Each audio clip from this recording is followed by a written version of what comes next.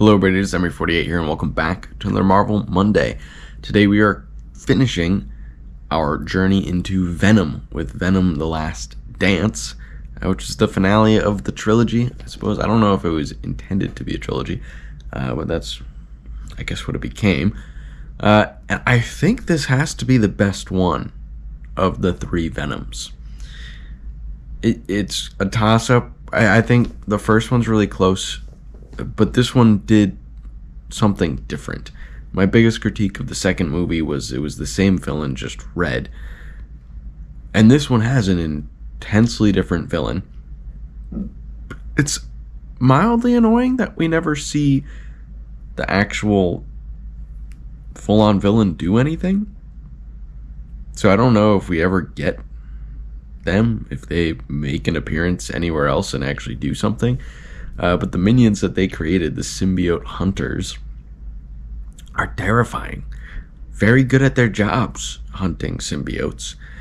And the symbiote army was super cool. Like, that just quadrupled the coolness, no, even more, of the difference between 1 to 2. Like, we got a bunch of new colors, a bunch of different abilities, and a very weird niche storyline of how to hunt down the key in the back of their spines, and that was strange. But this was post Thanos Marvel, and a lot of things are strange in post Thanos snap Marvel, because where do you go from there that's normal in physics? You don't. So you make stuff up as you go along. And that was weird. But it was a good movie. This was what I wanted their relationship, Eddie and Venom's relationship, to be in movie 2.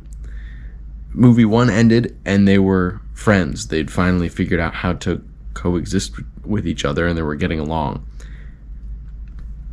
I liked the arguing back and forth in the first movie, the disagreements, that's what you expect when a symbiote all of a sudden takes over a human body. But then it happened again in movie 2 and it was like, we just did this. And in movie 3, they're just getting along pretty much the whole time, which is perfect. That is how I wanted that to work. I needed to see that relationship at some point.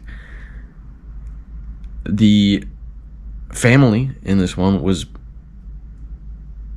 very nice. I thought that it was going to be an annoying piece. I ended up really enjoying that family. It felt like they had their own movie. Like, you could have made a secondary movie with them and just their story, kind of like Lion King 1.5, and it would make sense.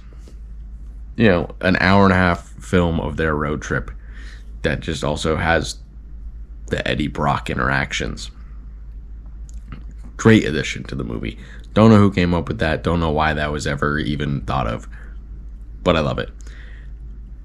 And the biggest reason, I think, that pushed me over of wanting to make this one the best Venom movie was the fact that Venom sacrificed himself to save Eddie and the universe. When do you get to a end of a movie or an end of a trilogy or a series and the title character dies? What? That just doesn't have the sacrifice play from Venom of all people. You know, it was unexpected. By the time we got to that point in the movie, I saw it coming. But when the movie started, definitely didn't see that coming. So when a movie can surprise me, I'm also pretty happy with that in that way. That's going to be a big plus for me. So I think the combination of factors, the symbiote army, the symbiote hunters, Venom sacrifice, and Venom and Eddie's relationship throughout the movie it makes it the best one of the three. I was surprised that Eddie didn't get a love interest in this movie at all. I feel like you don't see that a lot in superhero movies, to have zero love interest. But I was also okay with it because we had the same lady for the first two and didn't really need to go from there. There were some comments about how he would be a good father and like a good family dude. So they brushed on it, I guess. But having no romantic relationship was an interesting choice to leave out, but I also didn't need an extra 20 minutes of film just for him to have a romance. So I was okay with it. Those are my thoughts on Venom: The Last Dance.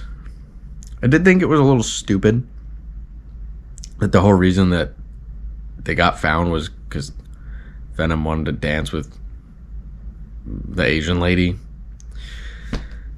We could have avoided that. That was kind of dumb. But it's also Venom, and doesn't use his brain that well sometimes. So I guess it's fine. But I thought that was a little corny for that to be the thing that gets them caught. Let me know your thoughts on Venom: The Last Dance in the comments down below. Thank you really so much for watching, and I hope you have a wonderful rest of your day.